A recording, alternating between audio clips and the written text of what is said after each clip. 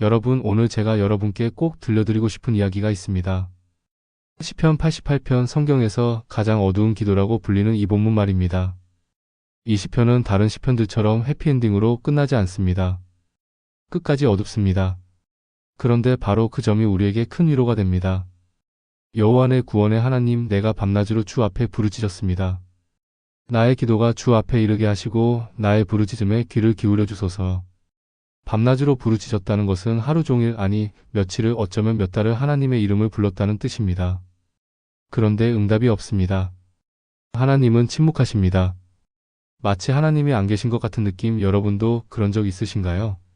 분명히 기도하는데, 분명히 간절히 부르짖는데 하늘이 노쇠같이 굳게 닫혀있는 것 같은 그런 경험 말입니다. 제가 목회를 하면서 만난 한 성도님이 생각납니다. 그분은 사업이 완전히 무너졌습니다. 20년 동안 쌓아온 것이 한순간에 날아갔습니다. 빚은 수억 원, 집도 넘어가고 아이들 학비도 못 낼 지경이었습니다. 그런데 그분이 제게 이렇게 말씀하셨습니다. 제일 힘든 건 돈이 없는 게 아니라 하나님이 왜 이러시는지 모르겠다는 거라고. 매일 새벽기도 나가고 금식하고 눈물로 기도하는데 하늘이 텅 빈 것 같다고 말입니다. 그런데 바로 이런 상황에서도 시편 기자는 하나님을 구원의 하나님이라고 부릅니다. 지금 절망 한복판에 있지만 구원의 하나님을 바라본다는 것, 이게 기도의 가장 중요한 전제입니다. 왜냐하면 기도는 우리의 상황이 지나간다는 것, 우리의 조건은 변한다는 것, 우리의 고통은 유한하다는 것에서 출발하기 때문입니다. 그러나 구원은 무한합니다. 구원은 끝이 없습니다. 구원하시는 하나님은 능력에 제한이 없으십니다.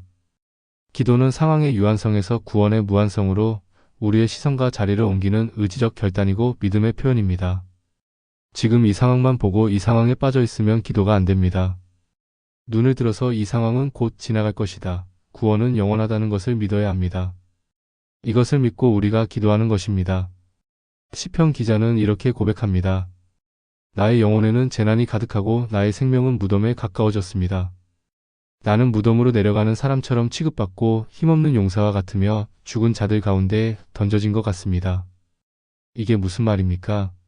전쟁터에서 수많은 사람들이 한꺼번에 죽었을 때를 상상해 보세요. 시체를 하나하나 정성껏 묻어주지 않습니다. 그냥 쓰레기 처리하듯 한 구덩이에 다 던져버립니다. 내가 지금 그런 취급을 받고 있다는 겁니다. 사람 대접도 못 받습니다. 존엄도 없습니다. 그냥 버려진 존재입니다. 여러분, 이런 느낌 아십니까? 세상이 나를 쓸모없는 존재로 취급할 때, 아무도 나를 알아주지 않을 때, 내가 사라져도 아무도 모를 것 같을 때의 그 느낌 말입니다. 그런데 바로 이럴 때가 하나님께서 손을 내미실 때입니다. 아무 소망이 없을 때가 말입니다. 물에 빠진 사람을 구조할 때를 생각해 보세요. 구조대원은 절대로 빠진 사람이 버둥거릴 때 들어가지 않습니다. 그때 들어가면 같이 죽습니다. 완전히 축 늘어져서 아무 힘이 없어서 죽었나 살았나 싶을 때 들어갑니다. 그래야 끌고 나올 수 있습니다. 자기 힘이 남아있으면 못 끌고 나옵니다. 그러니까 기도 응답을 받으려면 완전히 죽어야 합니다. 내 힘으로는 안 된다는 것을 인정해야 합니다. 하나님은 죽은 자를 살리십니다. 죽은 척하는 사람은 구원을 못 받습니다.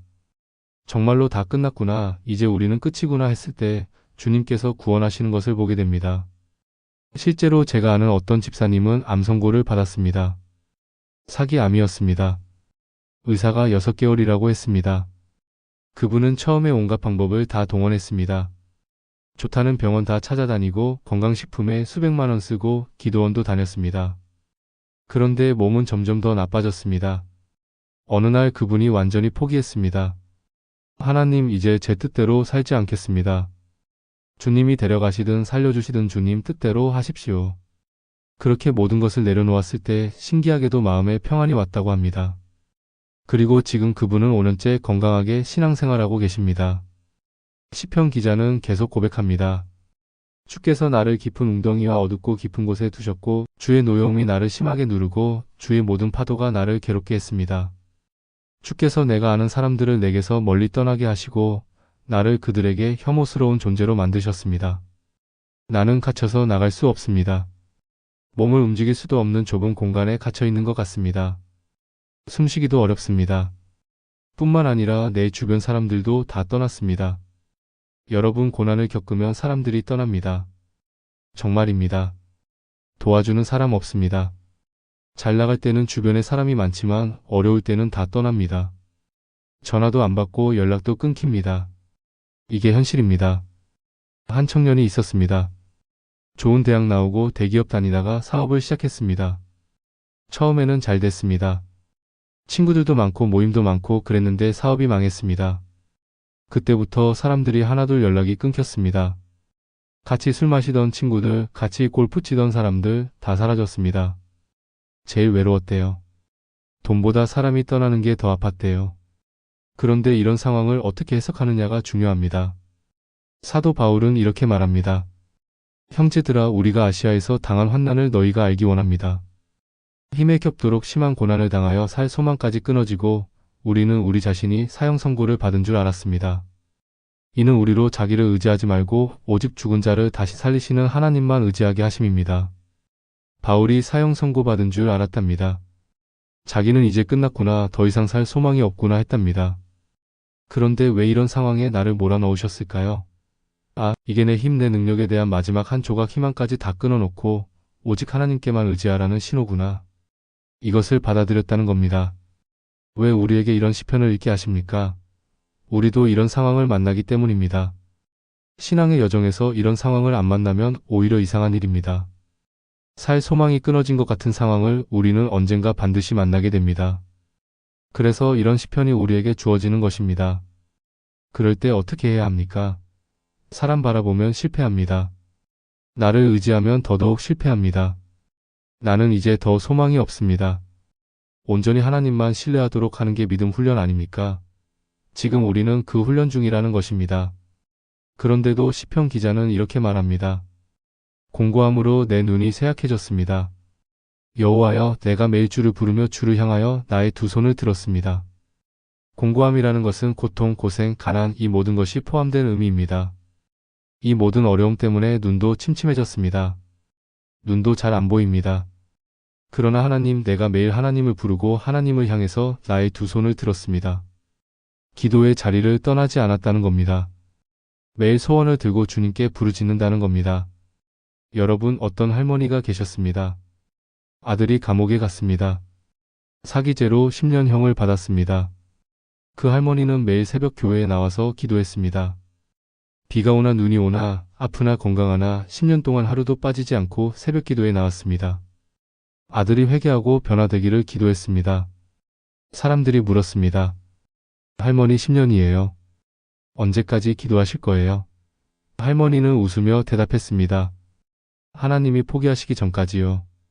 결국 그 아들은 감옥에서 예수님을 만났고 지금은 교도소에서 다른 재소자들에게 복음을 전하고 있습니다.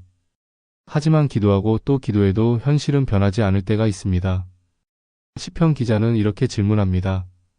주께서 죽은 자에게 기이한 일을 보이시겠습니까? 죽은 자들이 일어나 주를 찬송하겠습니까? 주의 인자하심을 무덤에서, 주의 성실하심을 멸망 중에서 선포할 수 있겠습니까? 흑암 중에서 주의 기적과 잊혀진 땅에서 주의 공의를 알 수 있겠습니까? 이것은 하나님께 대한 절규입니다. 죽으면 기적도 못 베푸시지 않습니까? 제가 죽어버리면 죽은 사람이 일어나서 주를 찬송할 수 있습니까? 주님, 찬송을 어떻게 받으시려고 그러십니까? 주의 인자하심을 무덤에 있는 사람한테 무엇이라고 말씀하시겠습니까? 살려주셔야 하지 않겠습니까? 주께서 일하고 계신다는 것, 주님의 공의를 드러내셔야 하지 않겠습니까? 이것은 역설적인 탄식이고 질문입니다. 어쩌자고 나를 이렇게 죽음 가운데 내버려 두셔서 죽은 자같이 만드십니까? 주님, 그러면 누가 찬송합니까? 누가 주님의 기적을 증거합니까? 누가 주님을 주로 인정하겠습니까? 이런 기도를 드린 분도 계시고 아직 안 들으신 분도 있겠지만 우리 인생에 이런 절박한 상황들이 있습니다. 그래서 이런 분들을 위해서 우리가 중보하는 것입니다. 이때는 기도도 잘 안 되고 힘들기 때문입니다. 마치 씨름하듯 레슬링하듯 하는 기도를 보십시오. 여호와여, 오직 내가 주께 부르짖었사오니 아침에 나의 기도가 주의 앞에 이르게 하소서. 밤을 샌 것 같습니다. 철야 기도를 한 것 같습니다. 밤낮 없이 기도한다고 부르짖는다고 그러더니 아침에 나의 기도가 주께 이르렀다고 합니다. 밤새 엎드려서 눈물 쏟고 찬송하다가 울었다가 기도하다가 보니까 새벽이 된 것입니다. 아침이 된 것입니다. 아침 해가 또 뜹니다. 아침은 또 찾아왔습니다. 오늘 하루가 지나갔습니다. 이런 느낌 아십니까? 아무리 긴 밤도 결국 아침은 옵니다.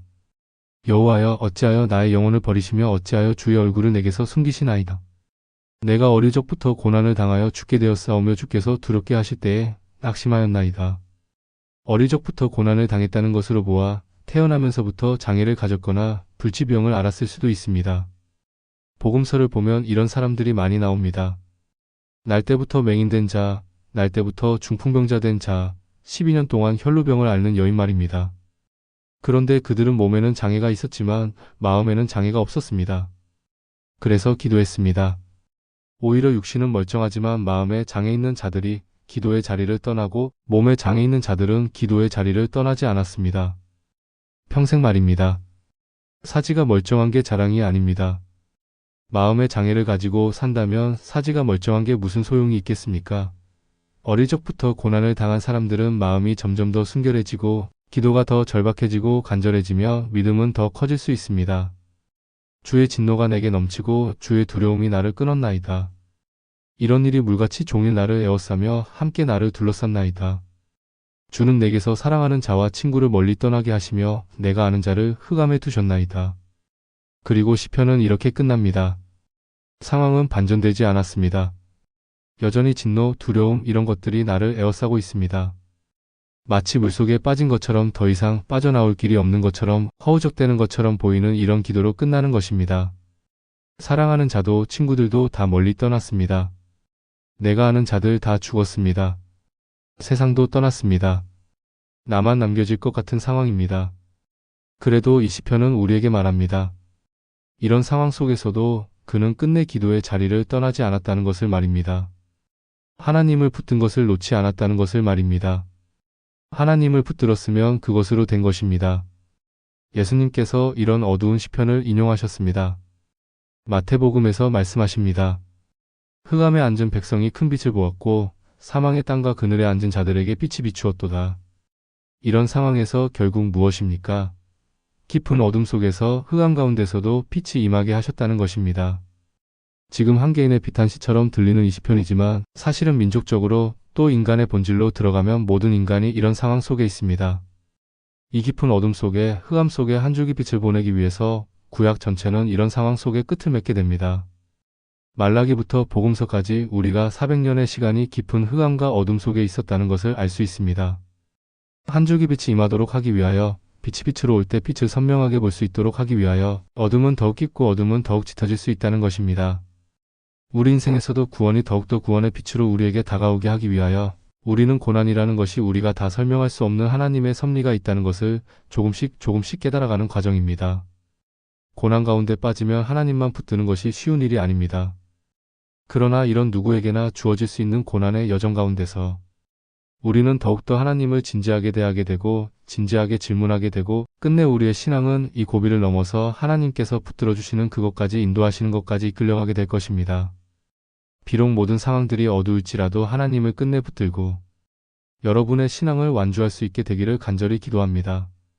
어둠이 깊을수록 빛은 더 찬란합니다. 절망이 클수록 구원은 더 확실합니다. 포기하지 마십시오. 끝까지 기도의 자리를 지키십시오. 하나님은 반드시 응답하십니다. 오늘 이 말씀이 여러분에게 위로가 되고 힘이 되셨다면 구독과 좋아요 부탁드립니다. 알림 설정까지 해두시면 새로운 영상을 바로 받아보실 수 있습니다. 여러분의 구독과 좋아요가 더 많은 분들에게 이 위로의 메시지를 전하는 큰 힘이 됩니다.